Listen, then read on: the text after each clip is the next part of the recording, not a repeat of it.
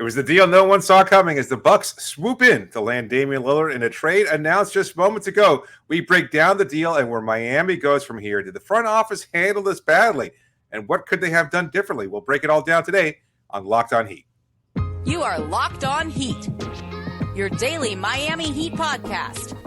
Part of the Locked On Podcast Network, your team every day.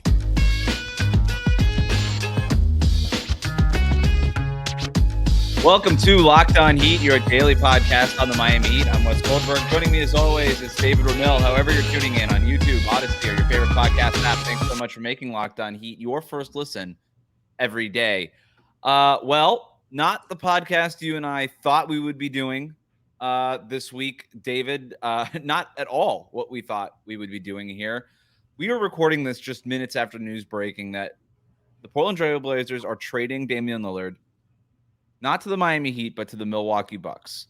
All right, and let's just get right into this. We're going to talk about what this trade is, if Pat Riley and the Miami Heat just basically drop the ball on this whole thing, and what comes next for the Miami Heat as they continue to pursue players who can help them win an NBA championship during Jimmy Butler's championship window. But let's just get to the nitty-gritty and the details of this trade here. You can see it on the screen if you're watching on YouTube. The Trailblazers in this deal are going to get Drew Holiday, DeAndre Ayton, Toumani Camara, who's a young player from Phoenix, a 2029 unprotected pick from Milwaukee, and then pick swaps from Milwaukee in 2028 and 2030. Of course, the Milwaukee Bucks get Damian Lillard in the deal, and the Phoenix Suns are the third team involved here. They're going to go ahead and get Yusuf Nurkic, Grayson Allen, Nasir Little, and Keon Johnson. Not a bad return if you're Phoenix and you're trading DeAndre Ayton. They get some depth there. But the story here is obviously Milwaukee getting Damian Lillard. We could carve into this in a couple of different ways, David. We could talk about Milwaukee's perspective, Damian Lillard and Giannis. Does this keep Giannis in Milwaukee long-term, and what that means for the Miami Heat? Because the Bucks are obviously an Eastern Conference rival, how that changes the landscape that the Miami Heat are looking at right now in the conference. But let's start with Portland, because I just want to remind people what they got here. Remove the Phoenix Suns part of this, David. It doesn't matter to me. It doesn't matter to me. They were getting DeAndre Ayton no matter what. That part of the deal was done. I had been told multiple times by multiple people that part was done, and it was just a matter of what the other teams were involved. But the Nurkic for DeAndre Ayton swap was going to happen. So I don't even count that in this. I really don't. Just take a look at what Portland got from Milwaukee. They got Drew Holiday and a first-round pick. That's what they got. Get these pick swaps out of here. I don't care about them. There's been studies done. The pick swaps don't really generate anything more value in terms of what you would actually have gotten if you just kept your pick. I don't care about them. Pick swaps are only for PR releases. That's what those are for. It's like, oh, well, it's kind of like 3 first-round picks. No, it's not. You got 1 first-round pick and a 33-year-old good player in Drew Holiday, but one that they're going to have to apparently flip. And I don't know what you can get for Drew Holiday in the open market. I suppose we could talk about that later on. But in terms of raw value, David, my question is this. Is that really better than what Miami could have given him? It's not a raw value, and you can't separate the Drew Holiday factor. That's what we have to look into this. It's the reality is, one, I think Portland did not want to deal with Miami. Whether Miami is at fault for that or because Joe Cronin had a personal grudge against Damian Lillard and his request and Aaron Goodwin and everything else, who knows? That's something that might come up days from now, or if it ever comes up, because we rarely get to hear. I can tell you right now, Portland didn't want to deal with Miami. We know this. That's a fact. That's fair. Aside from that, though, as far as the return is concerned, you can't remove the Drew Holiday factor from it because they are going to get something in return for him. And if that's the case, then that's when you weigh the sum total of what they got back. They got the player. And again, you're removing Phoenix from this, but the player that they did get, DeAndre Ayton, fits what Portland is looking for better than anything Miami could have offered. Well, that's the reason I'm separating it is because the reason I'm separating it is because Ayton would have went to Portland if Miami were involved. Like, they were getting Ayton, whether Miami was involved or Milwaukee was involved. They're going to get Ayton. Yes. I mean, that seems like, again, a lot of the reports around the time, a lot of what we've heard was that Phoenix was involved as a third team. Miami was going to be dealing with Portland. So it's like that didn't happen. We're hearing right now, even as the news just broke about Milwaukee a few minutes ago, already for Portland folks saying that Miami hadn't actually engaged Miami. I heard otherwise, that both teams talked yesterday. I guess maybe that was a last gasp from the Heat to try and reach Portland and negotiate something. I don't know. I guess Portland did. Again, as we've said many times on the show over the last few days, we thought Miami's package was fine.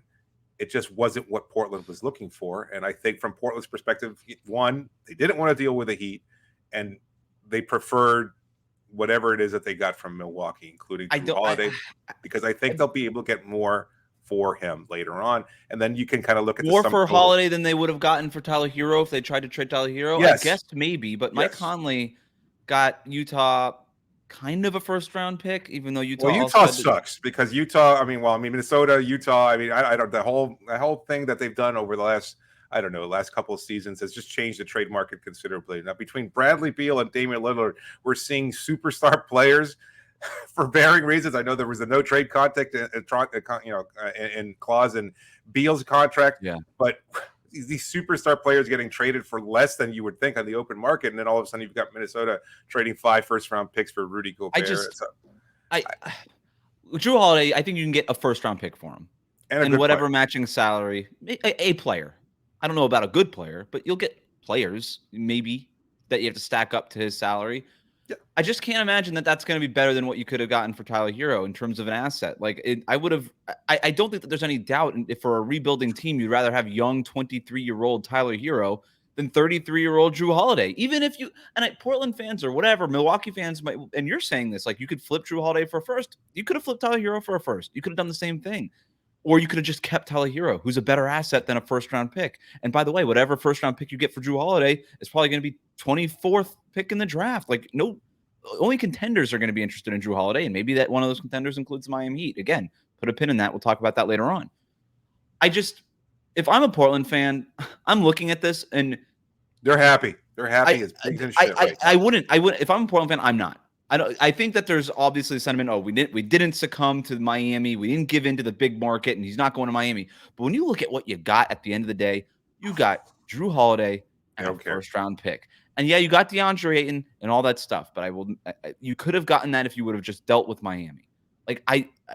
You got to be happy if you're getting DeAndre Ayton. That is a huge win for Portland. Especially moving Nurkic out and getting DeAndre Ayton. We don't even know that Miami offered Hero. And again, maybe they will talk about that later on the show too. But we don't know that Miami actually. The report is that they offered Tyler Hero in July and 2 picks. That's more already than what you would have got from Milwaukee. Tyler Hero 2 picks and DeAndre Ayton is better than Drew Holiday 1 pick and DeAndre Ayton. It just is. So then it has nothing to do. I mean, this is kind of letting the cat out of the bag regarding our second segment, but it would have had nothing to do with what Miami was able to accomplish. Like Miami did not screw the pooch on this. They did not. I guess, but also they couldn't have changed it. They couldn't have done anything differently. It's so hard. You're right. We're going to talk about that later, but it is so difficult to know what really happened because to the point you made is Portland didn't want to deal with Miami. They just didn't want to do it. And I think this trade with the Milwaukee Bucks, looking at what they got from Milwaukee, makes it very clear. Let's just put this another way, David. The Milwaukee Bucks got Damian Lillard for Drew Holiday and a first-round pick and Grayson Allen. Are you kidding me? What a steal from the Milwaukee Bucks. Let's talk about that briefly. What do you do now if you're the Miami Heat? Because you're now looking at the Milwaukee Bucks. Now, Giannis is staying in Milwaukee. He's going to sign that extension next summer because Damian Lillard is under contract for 4 more years. That's your core. Damian Lillard, Giannis, that's a hand-in-glove fit, man. You've got maybe the biggest vertical threat at the basket in the league in Giannis and the best floor spacer outside of the Bay Area in Damian Lillard. Teams aren't going to know which direction to defend. They're not going to know which way to go. I mean, this is going to create havoc. The Milwaukee Bucks are now undisputedly the favorites in the Eastern Conference. Agree or disagree? Oh, yeah. They're the team to beat. I think it's 1A, and then you can put Boston there far below them, and then you can put Miami there third, along with Philadelphia. All right. Well, let's talk about this. Did Pat Riley drop the ball on this? Is there anything that the Miami Heat could have done? We'll give you the latest reporting and everything that we've heard and what we think on the other side of this. But first, a word from our sponsors. Today's episode is brought to you by DoorDash. Are you missing the syrup for your pancakes, or maybe you just ran out of your favorite coffee creamer? With DoorDash Grocery Deliver, you can get what you want right when you need it. Look, a day like today, I don't feel like leaving the house. So if I'm going to need something, either groceries or something to eat for dinner, I know exactly what I'm going to do. Is this like a situation where you just go on DoorDash, you get a big bottle of wine and a tin of ice cream and you just said, you know what, I'm just gonna I drown my personally sorrows don't in like this. mixing ice cream with wine, but if it's that combination that you want, DoorDash absolutely has you covered. If you right now, you can get 50% off your first DoorDash order with up to $20 value when you use the code LOCKEDONNBA at checkout. It's a limited time offer and terms to apply, but that's 50% off a $20 no minimum subtotal and zero delivery fees on your first order when you download the DoorDash app in the App Store and enter the code LOCKEDONNBA. Don't forget, that's code LOCKEDONNBA for 50% off your first order with DoorDash. Thanks for making Locked On Heat your first listen every day. Make sure you're subscribed on YouTube and wherever it is that you get your podcast. Make sure you're with us next week for Media Day. We'll be live at Media Day at the Miami Heat's facility talking to all the players who apparently will not include Damian Lillard. On the bright side, there is clarity now for the Miami Heat, at least for right now. Somewhat, yeah. They will not be entering next season with Damian Lillard, but I do think improvements need to be made. We'll talk about what those improvements can look like in a second. But David, first, I just want to get into this a little bit more.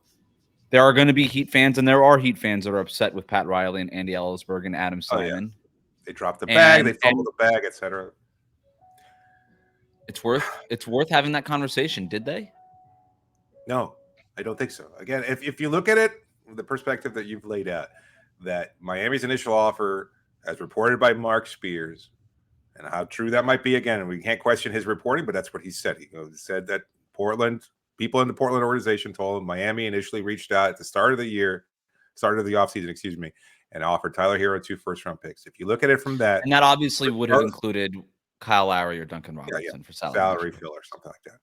But if you look at that versus what Portland did get, I think it's pretty clear that Miami's offer was better. I think Miami's picks have more value than whatever Milwaukee's picks might have in 28 and 30 and whatever the pick swaps are and things of that sort. And you look at Drew Holiday and whatever return he might net. And again, you look at the fact that Phoenix was going to be involved as a potential partner with Miami and Portland, that it didn't matter. They were just a third team looking in. It's like, I don't care where you send Dame Lillard because you're not sending him here. But we'll gladly send you DeAndre Ayton off our hands in exchange for Yusuf Nurkic, Nasir Little, whatever. So if you think about it from that perspective, I think Miami made a better offer. Portland said, we don't care. We don't want to deal with you. I think they were upset at the way Aaron Goodwin and as representatives for Damian Lillard handled the situation. Maybe they felt lowballed with Pat Riley. Maybe they thought Pat Riley had come up with this plan together with Goodwin and Damian Lillard to kind of force Joe Cronin's hand. And I guess Cronin took a stand and refused to deal with Miami. It doesn't seem like there's anything that Pat Riley could have done. Look, I mean, these negotiation things, again, I've said this many times in the podcast before. You and I both agree about this. These things don't happen very quickly. They're announced quickly, but there's conversations, there's human interaction, there's I don't want to deal with you. Just like in any job in the world, you have somebody that you have to call, whether it's a client or a customer or a coworker. It's just like, you roll your eyes, you go, I don't want to deal with that jerk. Maybe that's just the way Joe Cronin feels about Pat Riley. They don't want to deal with Pat Riley. Maybe he's just too difficult. Maybe there's a sense that he's too full of himself. I don't know. I'm projecting here, and this is all completely theoretic. But I think there was enough ill will from the Portland side of things that they did not want to just send. They didn't want to be forced into dealing Damian Lillard into the situation that he created, which is going directly to the Miami Heat. Heat fans want to blame somebody.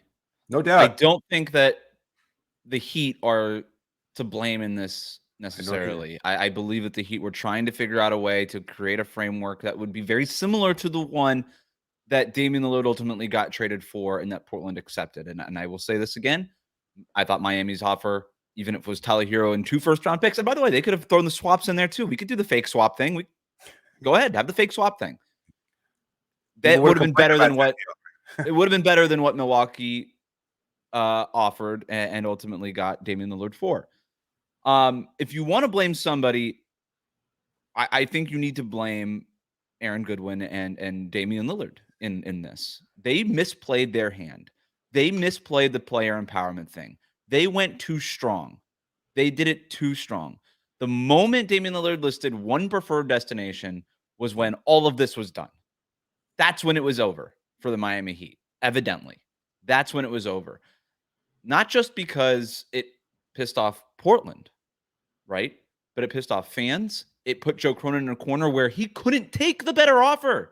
Joe Cronin he had the better offer for Miami. He couldn't take it. He wasn't going to be able to do it because he had backed himself in a corner by refusing to do business with Miami and being publicly upset that Damian Lillard had done it this way. And all the toxic conversation around Damian Lillard and whether or not Portland owes it to him for this or that or whatever it might be, it ultimately put Cronin in this corner where he had to take the worse offer. And that's what happened here.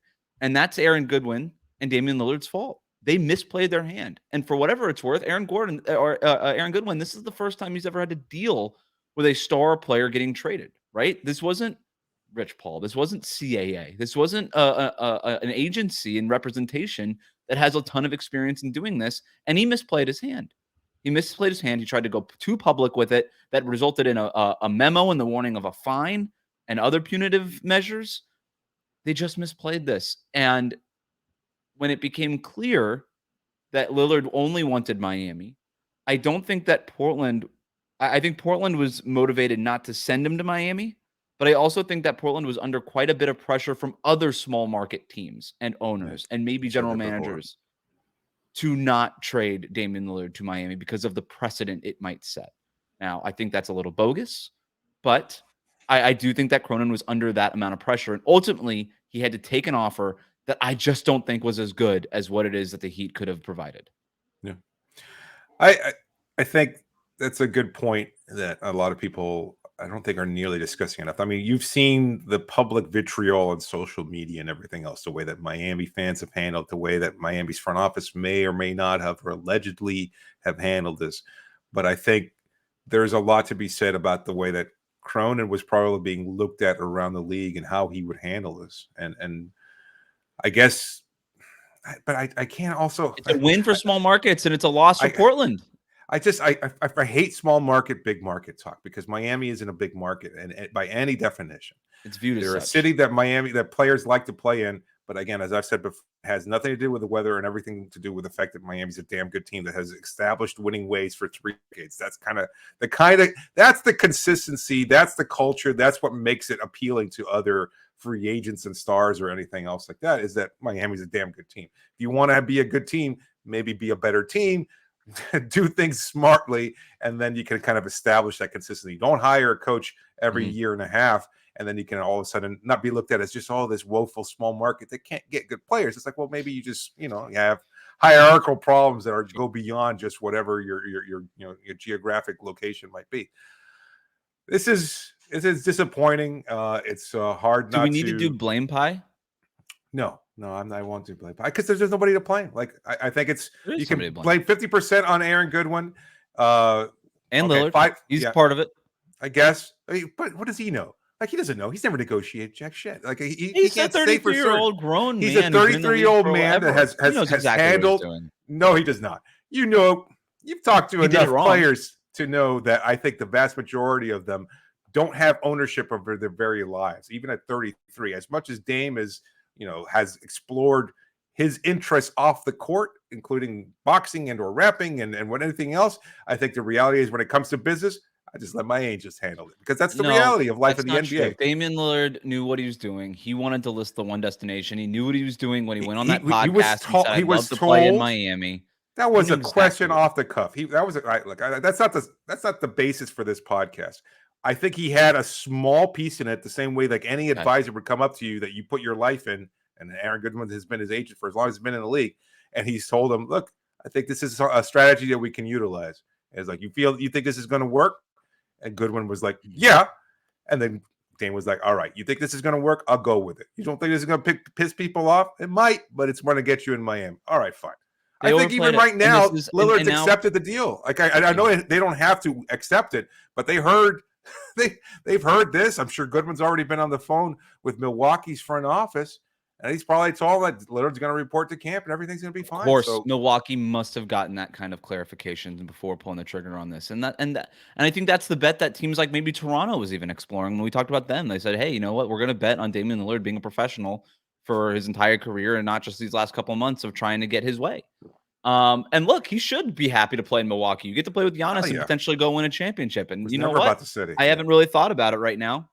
But they're probably, I don't know, they might be my championship favorite at this point. Oh no, they're a After better this team than deal. Denver. I'm sorry, they're a better team Maybe than Denver. Phoenix, I think people would throw them in there. Like that's sort of the group, but they are firmly in that group where I think a lot of people would have had them maybe even below Boston in the Eastern Conference prior to this trade, right?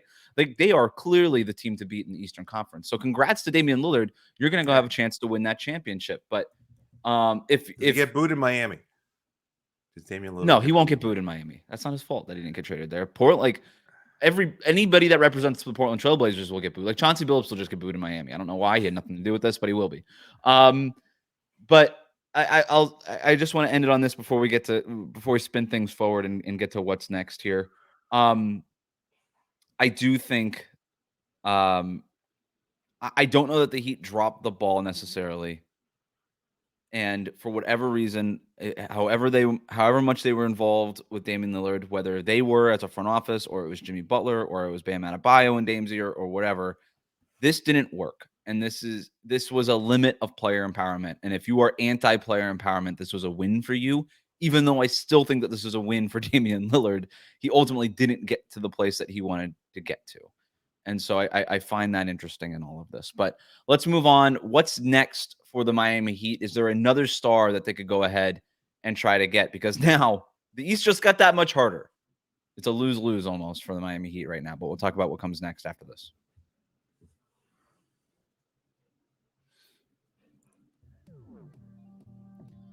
Thanks for making Locked On Heat your first listen every day. Everydayers, make sure that you're tuned in all of next week. We're going to be bringing you live coverage from Miami Heat Media Day and training camp in Boca Raton. You're going to want to tune into that. Make sure you subscribe to YouTube on your favorite podcast. They screwed our fans. I think the biggest thing is they screwed our fans. Our fans of the podcast, they screwed the Heat fans. Like that was just why by putting it in Boca. No. I'm saying the Portland Trailblazers. I'm still thinking about a trade. Media Day seems like like an afterthought that I could really care less about right now. Like I'll shift into Media Day mode in a day or two, but for now, it doesn't.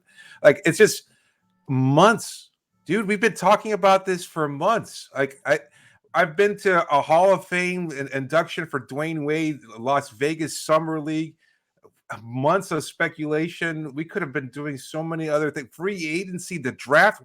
This has all happened since the initial trade request to Miami. And for Heat fans to have been emotionally invested for months, only for it to fall apart. Like this morning, Wes, we're hearing from a plugged-in Toronto reporter, Raps aren't in it. Okay. That Miami is going to be the destination. We've heard, you and I, from multiple other sources. Heat were in contact yesterday. The Heat stuff was very loud this morning. And credit to Milwaukee for moving in silence. G like lasagna. You know, it's good for them, man. Like they did it, you know. I wonder. We can't do that. I'm not doing that today. We're not doing that. Well, then let's do it. Let's do what you want to do. Is this a failure for the Miami Heat this entire offseason? Not just Damian Lillard, David. No. We were talking at one point about maybe getting Damian Lillard and Bradley Beal. That was a thing that was out there and written in the Miami Herald. We were legitimately talking about that. The Bradley Beal had the no trade clause, and for years there was speculation that if he were going to get traded away from the Washington D.C., that he would end up in Miami because he loves Dwayne Wade and he loves Miami and he played for the Florida Gators and all these things. They don't get Bradley Beal. Bradley Beal instead gets traded for Chris Paul's expiring salary and a sock full of second-round picks. Okay, and then so they don't get Bradley Beal, and they don't get Damian Lillard. Yes or no? Is this a failure of an offseason for the Miami Heat? I hate putting you on the spot like that. You don't control those. You can't control those things. You really can't. They couldn't have done it. Like there's no way of knowing at the time Bradley Beal, when that deal was consummated. I think you and I and Heat fandom in general said, no, you can't put all your eggs in Bradley Beal's basket because you want to get Damian Lillard. Your powder dry for Damian Lillard. And you had no way of knowing. In retrospect, should they have just done that then? Should they have just grabbed Beal at the start of the offseason, filled out the rest of the roster, and dealt with it and said, if Dame gets traded, Dame gets traded. And by the way, if all it took was Kyle Lowry and one first-round pick, maybe they could have done it anyway. No, you can't go back and do that. You can't go. It doesn't. It's futile to live in the past like that. To say, oh, if Pat Riley had his crystal Okay. ball and would have looked 3 months into the future, then Then with that in mind, let's yes, look to the future. What happens I now? will. What happens now for Or the Miami I'm Heat? also. Because you can't. You Go ahead. yeah. No, sorry. I'm interrupting you because I know Heat fans already. Some part of their brains are already saying, "Oh, Joel Embiid, Giannis, I don't know, James Harden, Take all Giannis that." off James the Harden table. is a name. Yeah, Giannis is off the table. I don't give a damn. I will not talk about Joel Embiid on today's show. Tomorrow, maybe. 2 days from now, maybe. Not today. I'm not going to get Okay. again Let's not do invested Embiid, in but there's other superstar names. talk. There's other. No, we got to do the superstar talk right now.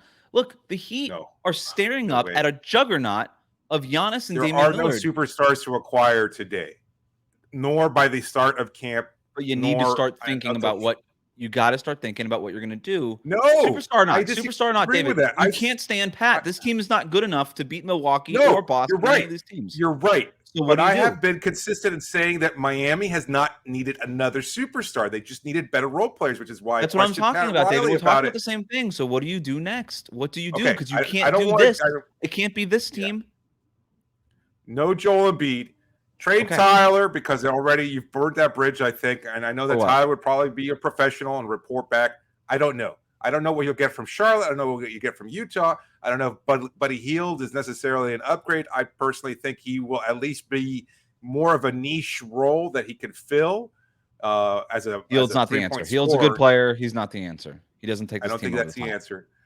I think you go in for Drew Holiday. I really do. If you're looking at the juggernaut of Milwaukee being formed there, and I think Bam is going to do a very good job on Giannis.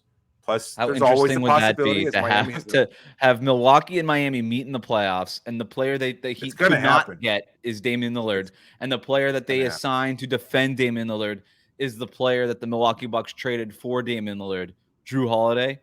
That's a great story. I have a hard time, and look, you and I talked briefly about this before we even started recording.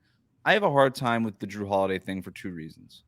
Number one, I don't think that there is an amount of pride that would stop Miami from improving the team necessarily if it was a clear improvement. And when I mention that only to say, in order to acquire Drew Holiday, you're going to have to get on that phone with Joe Cronin, the guy that didn't want to deal with you in regards to Damian Lillard. You're going to have to get on that phone call and say, well, if it's not Dame, what is it going to take to get Drew Holiday off your hands? Drew Holiday is a hand and glove fit for the Miami Heat in terms of defensively, what it is, his whole outlook on the game, all this. He seems like a Miami Heat player and has for a very long time.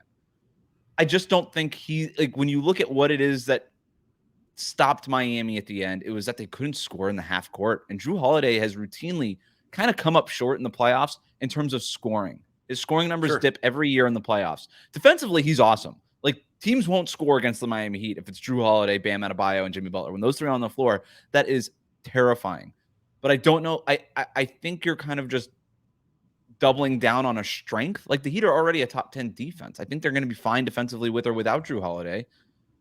I question whether or not they're going to be able to score in the half court even with Drew Holiday. Like, that's my problem. And so it's like they'll figure it out. Look, how about this? If you have Drew Smith there, I'm sorry, not Drew Smith, Drew Holiday. That's fine. I'm thinking about Drew Holiday. I thought you were going to pivot and ask, is Drew Holiday an improvement over whatever Miami has in the roster right now? And the answer is clearly yes. Like, you've got Kyle Lowry, who I think will probably start or at least get the opportunity. You got Drew Smith, neither of those viable point guard options. Right. Tyler Hero, Josh Richardson, neither of those viable point guard options. If you're looking at Holiday, I think he's a clear upgrade. Wouldn't you have rather had him out there than Gabe freaking Vincent trying to limit Jamal Murray? Because I know all of a sudden you're disparaging Gabe Vincent. No, I mean, look, I've been consistent in disparaging Gabe Vincent. Like, Gabe was a fine person to talk to and a decent player, but he wasn't the answer, and nor was he going to be the reason why Miami struggled this offseason. I'm not going to tell you that Drew Holiday is not a good player. I love Drew Holiday. I've written so many things about Drew Holiday. I love Drew Holiday, but I don't know that it's. Well, I look at what it would cost, and by the way, I don't know. I don't know what it costs to trade for 33-year-old Drew Holiday, who you're going to have to pay in a year. I don't know. If it's one first-round pick, maybe it's a conversation. I don't know. I'm not trading Tyler Hero for Drew Holiday. That's a non-starter. If it's Lowry in a first, I don't know that that's interesting to Portland even. Like, okay, now we have Lowry to deal with. Like, Why not? Why wouldn't it be? I don't. Maybe it's just worth getting the pick, I guess, for them. And Lowry's deal is expiring, and maybe you can flip him closer to the deadline. I guess. I don't know. To me, I'm looking bigger. And if it cost me 1 first-round pick, that is 1 first-round pick less than I can use for something bigger. Can I give you a different name, David? Sure. You hate this so much. Yeah, I don't want to go into bigger talk right now because I've said it like for the whole year, even last year when I thought this was a damn good team and everybody was like, no, they suck, they stink, etc. I said, no, I think they need to make marginal improvements. I need to get a little bit better, but it's still a finals team. They went to the finals. Everybody marginal told me improvements. Stupid. All we're talking about is marginal improvements here, David. I got one more marginal improvement name. Okay. Cam Johnson. Cam Johnson is interesting to me. You had reportedly talked to Brooklyn about maybe a Tyler Hero deal. Can you do Cam Johnson plus some stuff for Tyler Hero? That to me is interesting. Cam Johnson, 27 years old. He's older than Tyler Hero, 23. That's why I think. Do that? Because Brooklyn doesn't have a long-term answer in the backcourt. Tyler Hero makes a lot of sense, I think, for their roster. I don't know that you need Cam Johnson on that roster. You got Dorian Finney-Smith. You got Mikal Bridges. You got Ben Simmons. You got Nick Claxton. You got a bunch of guys in that front court that you like. Cam Johnson's fine, but he's not like handling the ball for you. I don't know that he necessarily changes things for you. And if you're Miami, you could plug him in at power forward. He spaces the floor. He's like a 40% career three-point shooter or close to it. I don't know. I don't know that I would even do that if it cost you Tyler Hero, because I think Tyler Hero is a very good player, but I would at least explore it. It's just a name that came up. Cam Johnson obviously played for Team USA. Eric Spoelstra was a coach on that team. It was a name that came up. I'm just trying to think of long-term answers at power forward because I don't really see them. Like, I know that there's going to be talk about Kelly Olynyk. That's not a long-term answer. I'm not doing that. I don't know that anybody else in that power forward. Like, I don't know that there's young power forwards. Do you call Portland up about Jeremy Grant? I don't know if they're interested in moving Jeremy Grant. You know what I mean? Like, it's. Okay. I don't know, but Cam Johnson to me feels like a gettable type of name. Can I throw one more? Can I throw? I got two more. Can we stick on that for a little bit? Cam Johnson? Can we stick on that one for a little bit? No, Jeremy Grant. Oh, Grant. Jeremy Grant. Okay. Do you I don't think he's the right move for Grant and Holiday? I just don't see Portland and Miami working together, man. I don't know that it happens. I just don't see it. After all of this, okay. I know Pat Riley is the guy that told Danny Ainge to STFU and then continue to do deals with them, but I just don't. How could you do business with that team right now? Maybe that's why they're making millions of dollars and they're in front offices and I'm hosting a podcast, because I would just be like, no way, guy. No way. I don't know. We deal with John Corral, so it's I mean, you can accept it, right? True. After a while, it's that's a good point. No, listen, with Holiday and Jeremy Grant, I don't even know. It'd be improvements over Miami. You'd have to send out Duncan, Lowry, everything, Tyler. Right? Yep. That's not worth it. It would be a lot. That's like $62 million in salary, which is almost 20 more million than what Damian Lillard was making this year. It's really hard. It's really hard to get there. I mean, I guess, no, technically you could do it. It's Tyler, Kyle Lowry, and like Caleb Martin or something. That would kind of get you there. Kyle Lowry, Caleb, not Duncan? No, because then actually that goes over. It would be Lowry, Hero, and Caleb kind of gets you there. I'm just doing very quick trade machine math. You know, Duncan Robinson would take you too far up. It would be Caleb, Tyler, and Lowry for Holiday and Jeremy Grant. It's a lot. I don't know how much better. Look, I mean, listen, for Heat fans that are pulling their hair out right now, even on, it's just Twitter, right? So it doesn't really matter. Bernie Lee, agent for Jimmy Butler. I know that he's responding to somebody here, but he says in regards to Jimmy Butler, he has more than enough, always has, and always will. The only other place he plays is PSG. I don't know what that means. I guess that's something soccer related. If they ever get back to me on the offer to be a social media manager, third string goalkeeper. So I think it's just I think he's, for everybody concerned and now Jimmy's on the clock or anything like that. I think, I mean, again, it's just Twitter. But I don't think those concerns are that high. Jimmy jokingly going on Instagram a second after Woj announced the trade and calling for the NBA to look into some tampering charges against the Milwaukee Bucks. Yeah, kind of hilarious. I think he would have been happy with a Lillard upgrade. I think he'll be happy without it, and I think. Ugh, And I know it's that so Heat fans don't want to depressing. hear this either. No, I don't want to hear I it. I think don't they want to have hear it. enough No, also. no. I don't want to hear that, David. No, You'd this rather is talk about depressing. Joel Embiid than they have enough? Because I think You keep one is bringing up more Joel likely Embiid. than I the haven't other. brought up Joel Embiid once this entire show. You're the one that You keeps bringing him up. You told me yesterday James Harden. I mean, you want to bring That's up the other James name Harden. I want to get to. Can we explore James Harden? Because it's worth exploring here. This is news. Never. This is news. James Harden is on an expiring contract, and all those issues that you had with Bradley Beal and Damian Lillard in terms of long-term salary and what that does to getting up to the second luxury tax apron and all that stuff. You get James Harden this year, you're not dealing with any of that. You're not dealing with any of that. And we know Philadelphia is motivated to get off of James Harden, even if they say publicly they're not going to trade James Harden.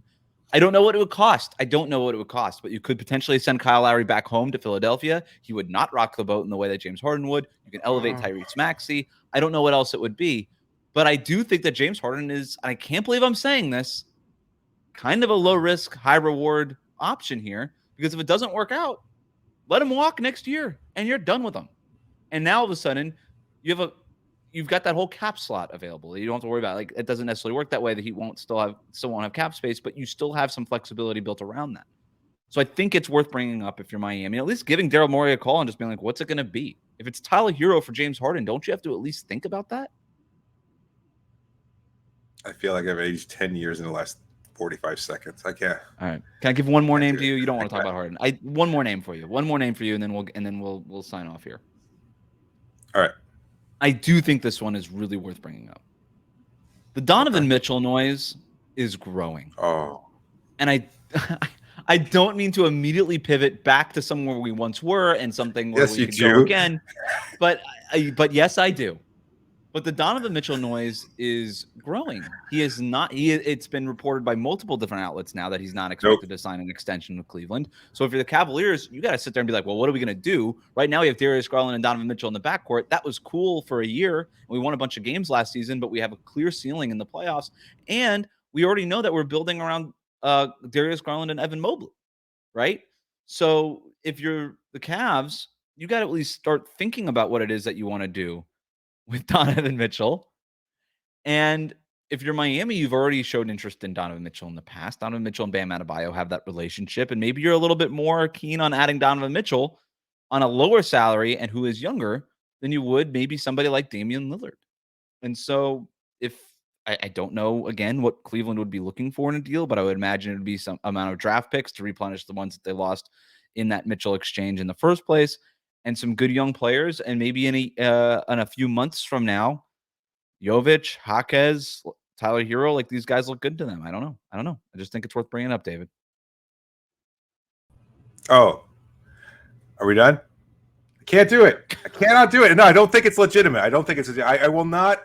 I think this summer has taught me a lesson about the noise never being exactly what it is. You know, I should know this after 10 years covering and even longer than that following the league. But the noise just gets so loud, and I think social media. Well, what do you mean by that? The noise isn't what it is. I think the noise. We knew exactly what was happening with this Portland thing. No. I don't. I mean, we didn't know that he would ultimately get traded to Milwaukee, but I didn't find it all that. I can't tell you. I'm sitting here and I get that alert and I'm surprised. I expected ultimately the Heat to get it done.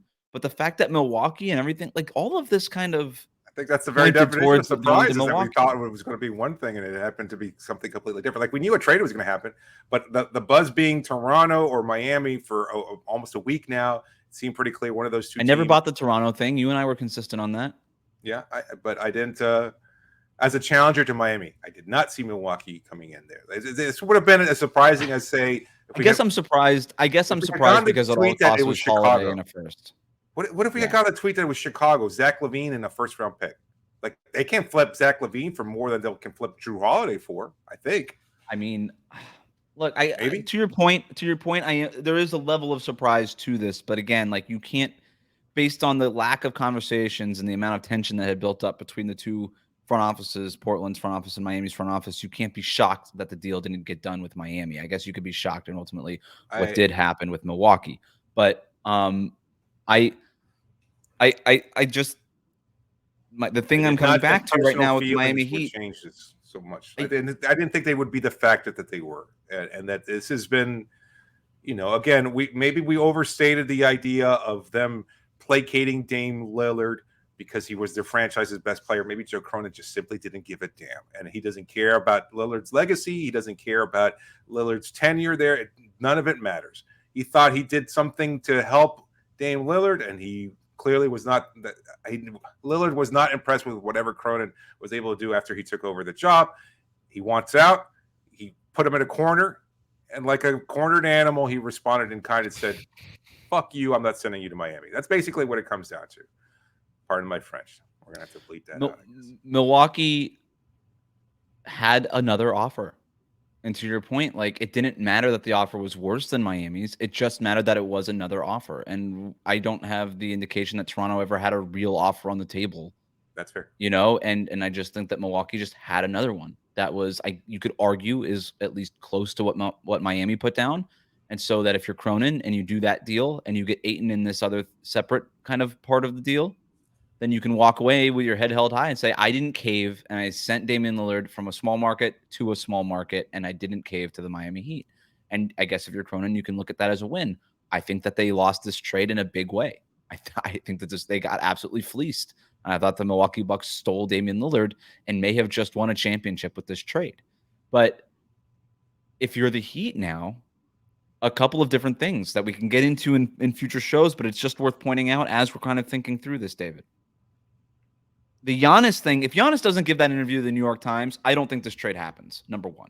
Maybe. He applied public pressure to the Milwaukee Bucks and made them desperate in a way that Miami was desperate, even though the word out there wasn't that they were desperate, but at least willing to trade for Damian Lillard and say, you know what, the hell with the money in the long term. We don't care about that because we're still willing to acquire Damian Lillard because it means we can maybe win a championship in these next couple of years. Yeah, Milwaukee with Giannis are in the same exact boat. If we don't do this, we could risk Giannis walking. And so not only do we not have Dame, but we might not have Dame or Giannis. But also by doing this trade, David, the Bucks have taken Giannis off the market and Dame off the market. And so now any other team that is like, there were teams like Toronto, for instance, maybe keeping their powder dry in the case that Giannis did become available. That's not the thing anymore. So the next superstar that does become available, it becomes that much more difficult for Miami to compete with other offers from other teams because those teams aren't waiting for the Giannis shoe to drop because that shoe is not going to drop anytime soon. So I just think that there's a lot of ripple effects of this, obviously, but the Heat have a decision to make. They might have to stand pat with this roster, but they got to try to do something between now and the trade deadline because this team is not good enough. I don't think they do. I mean, I do and they don't. I do and I don't. I think they're fine with it because, everything we've heard from Pat Riley over the last couple of years is just that, there has to be the right move available for them. It has to be the near perfect one. This was it. Anthony Chang from the Miami Herald just now posting that the Heat had initial conversations with them when the trade request was made, and since then, nothing much. Basically what we've heard all along. The Blazers never re-engaged the Heat before accepting this offer from the Bucks, so they never circled back with Miami and said, look, this is what we've got on the table. You want to up your offer or anything like that? The Blazers didn't have to do this, but the Heat found out about the trade when everybody else did via Twitter. This is it just kind of backs up what we're saying, though, that the level of spite here from Portland's side of it is astronomical. The personal feelings involved here. And maybe it still feels like a win. Again, they got Ayton, which is something Miami may or may, could not have potentially offered, right? Or maybe they could have. Who knows? They could have done the deal with Ayton in it. Maybe. Could have been part of it. Maybe. But I'm telling you it would have. I'm not saying maybe. I'm telling you it would have been part of it. But who knows? Apparently, Miami was never really involved in those kind of talks either. So but they were talking with Phoenix. Yes, I know. But it's just this is so weird. You're right. No, the spite thing is huge. The spite thing is a major player in all of this. There's so much at work here and so much behind the scenes that I think, as transparent as all of this was, most fans don't even know about it. And I'm not going to sit here and tell you I know all about it. But talking to people around the league, the level of personal feelings that were at play in all of this were so dramatic. That maybe it was impossible for the Heat to ever get Damian Lillard. And we spun our wheels for 2 months for nothing anyway. I think that to just put a bow on all this, Damian Lillard's side clearly overplayed their hand. They bluffed. Joe Cronin called the bluff. and he sent them to Milwaukee, where he's probably going to win a championship anyway. And the only team that ends up losing in all this, I think, is Portland for taking a worse offer. But at least you could say that we didn't cave to Miami. So I guess that's a win for them. But the real loser here is the Miami Heat, because I don't know what they do now, because they lost Damian Lillard. Meanwhile, one of their biggest rivals in the conference just got that much better and are in a tier about with them by themselves. Whereas before, like on Tuesday, David, the Heat, the Bucks, and the Celtics were all in the same tier, and maybe Philly, depending on what you think about them. We're all in the same tier. But now Milwaukee's in a tier by themselves, maybe in the entire NBA, but most certainly in the Eastern Conference.